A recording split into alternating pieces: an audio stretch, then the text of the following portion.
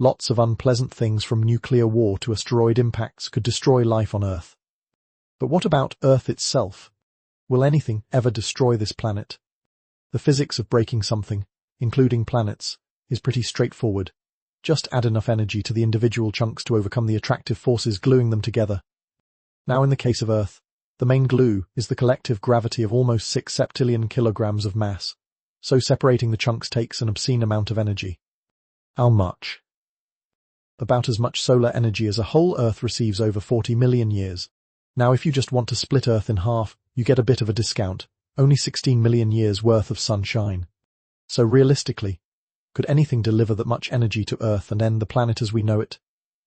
Let's review some possibilities, starting with one that has probably crossed your mind at some point: nukes. Could we nuke the planet to bits? I looked up the most powerful nuke ever built. It was the Soviet Tsar from the 1960s. When test detonated, it released the equivalent of 50 megatons of dint, give or take.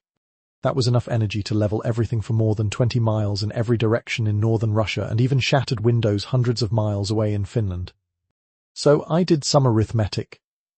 To wreck the planet, you'd need, are you ready for this, over 1 quadrillion SAR-OMs. Is there even enough minable uranium on Earth for that? Almost certainly no. But even if there was, humanity has neither the time nor inclination to make 1 quadrillion of anything. I mean, all of YouTube is estimated to host only a few 100 million videos in total. So can we nuke the Earth to a barren wasteland? Absolutely. But can we nuke it to pieces? Not even close. So let's move on to the next obvious suspect, asteroids. Sorry, kids, also not enough energy. Let me give you some context. The supposed dinosaur killer was the equivalent of about 1 million SAR-OM detonations, which is huge but still only 1/1000th of the energy needed to blow up a planet. Even 4, the biggest object that's still classified as an asteroid, would only care about 0.5% of the required energy. The issue is speed. To destroy Earth, 4 would have to hurtle toward it at 700 kilometers per second, or fast enough to get from New York to LA in under 5 seconds. But asteroids orbit the Sun about 35 times slower than that. In fact, a head-on collision between Earth and any solar system object deflected into our path will top out at a mere 70 to 80 kilometers per second. Now with those speeds, an object could only carry enough energy to destroy Earth if it had a huge mass, which asteroids don't. Planets, on the other hand, do, which brings me to colliding with Mars. Now, I know what you're thinking. Mars orbit outside Earth's orbit. So how could they collide? Well, Earth and Mars field gravitational pulls not just from the Sun, but also from the other planets and from big asteroids too. Now, those extra tugs are tiny. But if everything lines up just right, then over billions of years, they could have a sizable cumulative effect and distort those orbits. Emphasis on could. In a paper linked in the description, some French physicists ran 2,500 distinct simulations of the solar system's evolution over the next few billion years. All they changed from one initial setup to another was Mercury's current position by about a meter. Look, you know that diorama of the solar system you made back in 5th grade? 99 of the simulations stay faithful to that. But in one, the inner planet orbits stretch out after about 3 billion years and Earth starts doing drive-bys of Venus and Mars. In one simulation, about 4 billion years from now, Earth and Mars actually collide with enough energy to do serious structural damage. So a Martian collision is possible. But is it likely? That's a hard question to answer. As in weather forecasting, you have a butterfly effect situation that's highly unpredictable. All we can say for now is that death by interplanetary headbutt isn't ruled out. Of course, Hulk smash isn't the only way to destroy something. You can also cook it into oblivion. For instance, if Earth enters the Sun.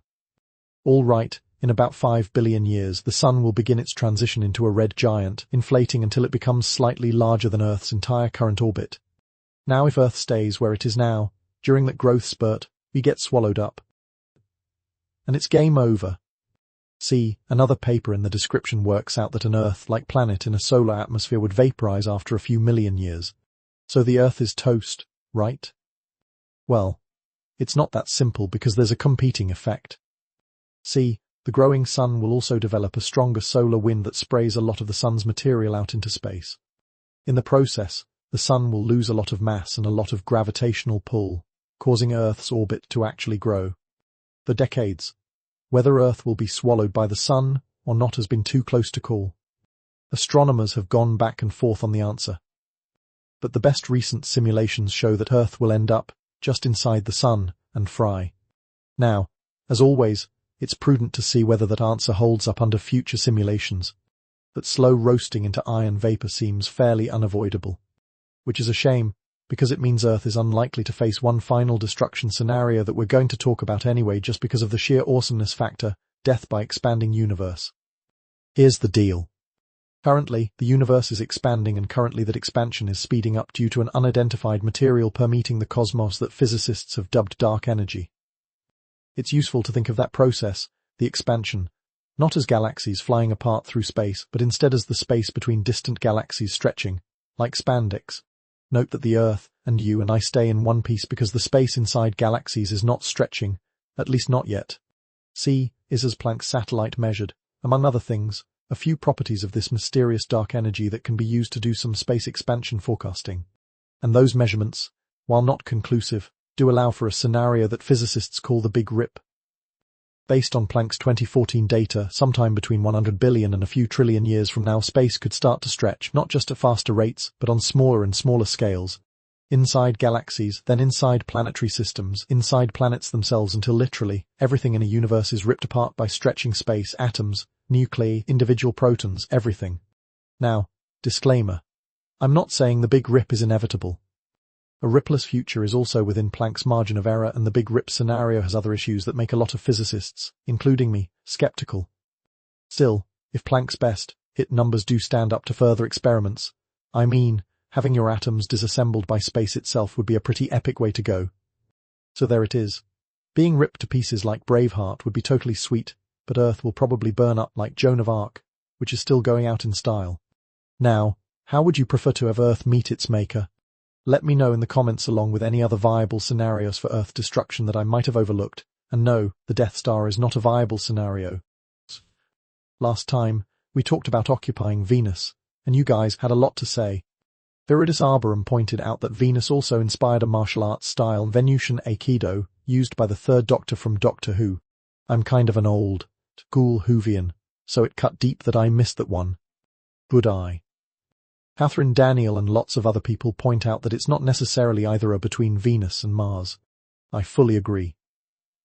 But we're going to have to do one of them first, and it's a question of which is more feasible. Zevins points out that the real problem might be planetism. Maybe we should be building floating colonies in space. That would be great, but it's way beyond current technology. Quite likely points out that we don't actually know how bad Martian gravity will be for humans, and we don't. That's true. I only said that on Venus. It would be much less of an issue. And for everyone who argued that exercise alone can recover the bone density astronauts lose in space, it can recover the density, but the structural integrity seems to be damaged in a permanent way that we don't yet know how to fix. James Roach and a lot of people on the Reddit thread bring up the sulfuric acid in the atmosphere. Look, there's not that much sulfuric acid in the atmosphere. It's droplets. There's a lot of sulfur dioxide, but the sulfuric acid is a tiny fraction of a percent of the entire Venusian atmosphere. All I said is that at those levels, it might be manageable. And to Justin Stein, thanks for generally helping people keep their physics and their facts straight. We appreciate the help.